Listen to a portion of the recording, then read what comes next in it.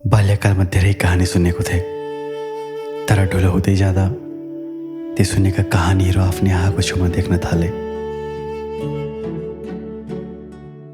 आमा, ए आमा, छिटो गर न, छिटो भात देऊ। यो कहानी मात्र एउटा कहानी होइन, यो त हामी सबैको घरमा, सबैको जीवनमा देखिरहेको, सुनिरहेको एउटा हकीकत हो। डम्बर दाइको हातको रक्सी चाहिँ नि कडा हुन्छ। ए दिन्छु।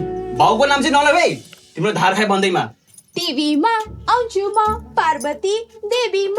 छोरी के भएको छ तँलाई भन् त? जसमा माया त छ, तर जहाँ माया धेरै हुन्छ त्यो मायामा नजर पनि लाग्दो रहेछ।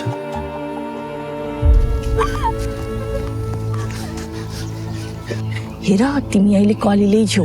थपक्क तँ बेग राख अनि भात पस्की। त्यो तिनीहरूको निजी जिन्दगी हो, त्यसमा हामी बोल्ने कुनै हक छैन।